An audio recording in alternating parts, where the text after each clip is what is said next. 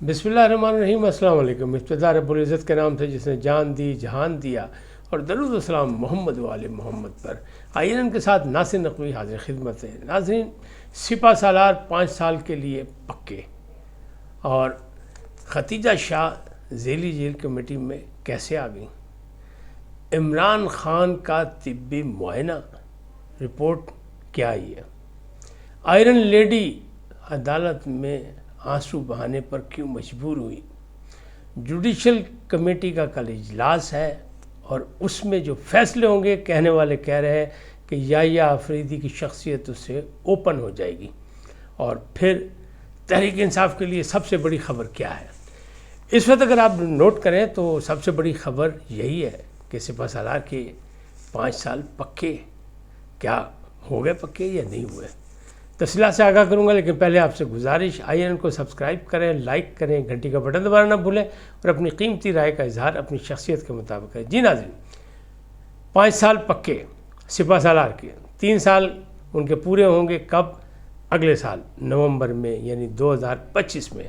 اب ان کو 2 سال کی مزید توسیع ہو گئی، کیونکہ تمام چیفز کے لیے یہ فیصلہ کیا گیا۔ کابینہ نے منظوری دے دی، اور پارلیمنٹ میں یہ پیش کیا جا رہا ہے بل، اور سینٹ سے یہ بھی منظور کیا جائے گا یہ اجلاس۔ اسی لیے ایک دن پہلے بھی بلایا گیا۔ کابینہ کا اجلاس منگل کو ہوتا تھا، وہ بھی پیر کو اسی لیے بلایا گیا کہ اس میں بڑے اہم فیصلے ہونے تھے، اہم قانون سازی ہونی تھی، لہٰذا لوگ پریشان تھے۔ اب تحریک انصاف کے لیے سب سے بری خبر تو یہی ہے کہ سپہ سالار جن کو ایک آنکھ نہیں بھاتا، یعنی عاصم منیر، حافظ عاصم منیر، ان کی تعیناتی پر بھی انہیں بڑا شور مچایا، لانگ مارچ کیے بڑا، اور بعد میں یہ کہا کہ ہمیں کوئی اعتراض بھی نہیں ہے، لیکن بعد میں ان کو جنگل کا بادشاہ بھی قرار دیا، اور کہا جو فیصلے ہو رہے ہیں وہ سب کچھ وہ کر رہے ہیں، طاقتور صرف وہی ہیں، ان کے علاوہ کوئی طاقتور نہیں، سیاستدانوں کے پاس کوئی طاقت نہیں، گفتگو ہوگی تو انہیں سے ہوگی۔ اور بار بار فوج یہ وضاحت کرتی رہی کہ نہ بھی نہ، ہم سیاست سے دور،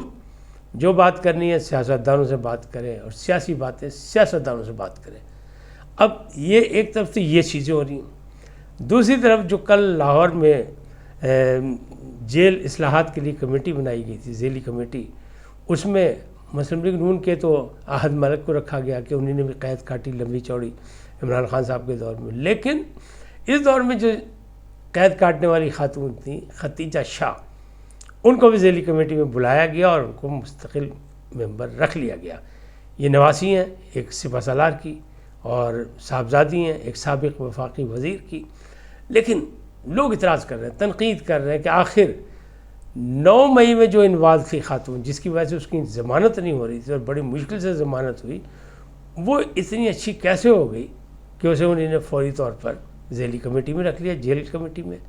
تو اس پر سوالیہ نشان ہے اور بڑی تنقید کا نشانہ بنایا جا رہا ہے۔ لیکن اب ماہرین اس بات پر آ گئے کہ کل جوڈیشل کمیٹی کا اجلاس ہوگا، اس میں بہت سے فیصلے ہونے، اور وہ جو بینچز بننے ہیں آئینی عدالت کے، اس کے بارے میں بھی ہیں۔ تو کہنے والے یہ کہہ رہے ہیں، جو ماہرین قانون ہیں ان کا کہنا ہے کہ کل جو بھی فیصلے ہوں گے اس سے جسٹس، یعنی چیف جسٹس عزت مآب یحییٰ آفریدی کی شخصیت اوپن ہو جائے گی۔ ابھی تک جو ڈھکی چھپی ہے نا جو بات، کیونکہ ان پر اعتراض ہے کہ منیب اختر کو، منصور علی شاہ کو انہوں نے واپس بلایا، تو جو نئی قانون سازی جو کچھ ہو رہی ہے اس میں یہ چیزیں بھی بدلی جا رہی ہیں۔ پریکٹس اینڈ پروسیجر کمیٹی کا بھی سسٹم بدلا جا رہا ہے، ججز کی تعیناتی جو ہے وہ اس کا بھی مسئلہ ہو رہا ہے، اور وہ کہہ رہے ہیں کہ 17 کی بجائے 25 ہو جائیں گے، بلکہ 25 سے بھی 34 اور 35 تک کی بھی آواز آ گئی ہے۔ تو یہ سب کچھ جو ہے کیوں؟ اس لیے ہو رہی ہے کہ حکومت کو پتہ ہے کہ جو موجودہ نظام انصاف ہے اس میں بہت سی قباحتیں ہیں، اور اس میں عمرانداری اور ایمانداری یا آئینداری اس کا مختلف گروپوں میں بٹے ہوئے ہیں، تو ان کا اپاہ کیا جائے، ان کا ازالہ کیا جائے، ان سے نپٹا جائے کسی طریقے سے۔ تو یہ معاملات ہیں، اس حوالے سے اب کہا جا رہا ہے کہ 34 ججز کی اپائنٹمنٹ ہو سکتی ہے۔ یقینی بات ہے، ہزاروں 65,000 سے زیادہ کیسز جو ہے زیر التوا ہیں، اور لاکھوں ہائی کورٹس میں ہیں، تو یہ سارا سسٹم بننا چاہیے، کوئی نہ کوئی اصلاحات ہونی چاہیے، یہ سب کا مطلب مطالبہ تھا۔ لیکن اس وقت چونکہ پی ٹی آئی کو یہ وارہ نہیں کھا رہی، ان کے اچھی نہیں لگ رہی، لہٰذا وہ اس پہ تنقید کر رہے ہیں۔ اب سب سے بری خبر یہی ہے کہ عاصم منیر جو ان کو ایک آنکھ نہیں بھاتے تھے، ان کی توسیع ہو جائے گی۔ توسیع ہو گئی تو وہ نومبر 2027 تک چلے جائیں گے۔ تو پاجی پھر تو رولا ہی رولا، ان کے لیے تو کچھ بھی نہیں ہے، کیونکہ وہ اپنا اسے دشمن نمبر 1 سمجھ رہے ہیں. یہ نہیں دیکھ رہے کہ ابھی 9 مئی کے معاملات تو آنے ہیں، ابھی تو یہ مقدمات یہ تو بالکل ایسے ہی ہیں، اس میں کچھ نہیں ہے. جیسے 190 ملین کا ابوشا بی بی جو ہے وہ ابدیدہ ہوئیں، آنسو بہائے جج سے، بلکہ انہوں نے اتنی جذباتی تقریر کی کہ انہوں نے کہا جناب جج صاحب، یعنی ایسا لگ رہا تھا جیسے کہ فلم کا کوئی سین ہے کہ وہاں کوئی خاتون جج سے مخاطب ہو کہہ رہی ہو جج صاحب مجھے جیل بھیجنا ہے تو بھیج دیں، میری گاڑی میں تسبیح اور میرا کمبل اور میری جان مال سب چیزیں موجود ہیں، میں اسی وقت اڈیالہ جیل جانے کے لیے تیار ہوں. لیکن جس طرح ضمانت ہوئی اس پر بھی بہت سے سوال اٹھے ہیں کہ یہ ضمانت کیوں ہوئی. اس وقت وہ یہ کہہ رہی ہیں، پھر وہ آنسو بھی انہیں بہائے اس لیے کہ باہر جو تحریک چلنے والی ہے، جو تحریک چلائی جائے گی تحریک انصاف کی، جس کو وہ کہہ رہے ہیں کہ فائنل راؤنڈ ہم کھیلیں گے، گنڈا پور صاحب کہہ رہے ہیں، اور پھر وہ کہہ رہے ہیں ہم کیمپنگ کر دیں گے ارد گرد اسلام آباد کے، لا کے لوگوں کو بٹھا دیں گے، اور وہ تو ایک عجیب سی انہوں نے اسٹوری بنائی ہے، کہانی بنائی ہے. ماضی کی کہانیوں کا جو انجام وہ وہی اس کہانی کا بھی انجام ہوگا، کیونکہ فی الحال تو ایسی لگتا ہے خالی صرف سرحد حکومت کے سرکاری ملازمین جن کو انہوں نے تنخواہیں بھی دیں، جن کو انہیں چھٹیاں بھی دیں، ان کو دوبارہ لا کے صرف بٹھا سکتے ہیں. تو کتنے لوگ بٹھا لیں گے؟ لاکھوں میں تعداد نہیں، کیونکہ خود کہتے ہیں کہ 4-5 لاکھ لوگ چاہیے. 4-5 لاکھ لوگ کہاں سے آئیں گے، کیسے آئیں گے، یہ ابھی انہیں بھی نہیں پتہ، لیکن دعویٰ تو ہے. تو کیا یہ اس کے لیے لوگوں کو جذباتی کرنے کی خاتون اول جسے آئرن لیڈی کہا جاتا تھا وہ رو پڑی، اس نے آنسو بہا دیے، اس کے آنسو نکل آئے، وہ آبدیدہ ہو گئی، یعنی مرشد اعظم. مسئلہ تو پھر جذباتی ہوگا. تو اس کو ایسے مسئلہ بنایا جا رہا ہے، یا بن گیا ہے، یا ہو گیا ہے، یا جیسے بھی ہے، اس کا کیا رزلٹ آتا ہے یہ ایک آدھ دن میں آپ کو سامنے نظر آ جائے گا. اچھا، عمران خان صاحب پہ تھا کہ زہر دیا جا رہا ہے، ان کو مار دیا جائے گا، اور الزام لگ رہا تھا سپہ سالار پہ. لیکن آج کل تو زباں بندی ہے اس معاملے پہ، کوئی نہیں کہہ رہا، سپہ سالار کا نام نہیں لے رہا.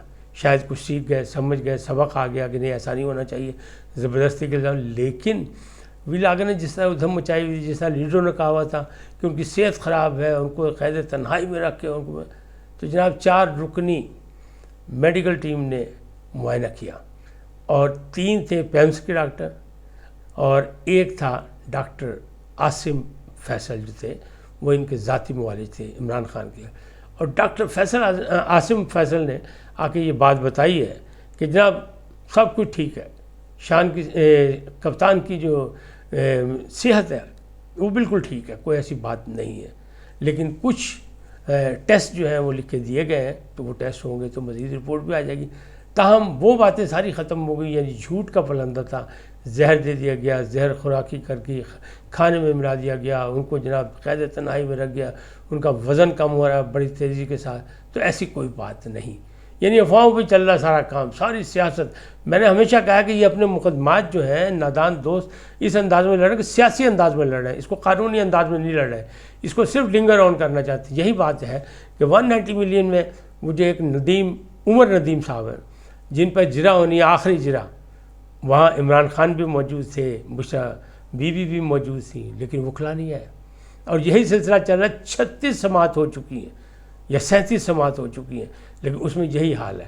تو یہ ایک تاخیری حربے ہوتے ہیں. کیوں؟ کہ ان کو شک ہے کہ جو ہی 190 ملین کا فیصلہ ہوا ان کو ملٹری کے حوالے کر دیا جائے گا، یعنی فورسز کے حوالے، ملٹری عدالت کے حوالے کر دیا جائے گا. کیوں؟ کہ جنرل فیض حمید کے کورٹ مارشل میں جو اس ٹیم کے سربراہ ہیں ان کو شواہد ایسے ملے ہیں کہ انہیں ڈیمانڈ کر دی ہے کہ پاجی ساڈا بندہ سانو دیو تاکہ اسی دا اینڈ کریے اس کورٹ مارشل دا. تو اس میں یہ بھی ہیں، اور وہ مراد سعید بھی ہیں، اور بھی کچھ لوگوں کے نام میں، لیکن خان کا نام جو ہے وہ سب سے پہلے ہے منصوبہ سازوں میں. تو اب یہ معاملات جب اس حد تک بگڑ رہے ہیں یا ہو رہے ہیں تو پریشانی تو ہوتی ہے.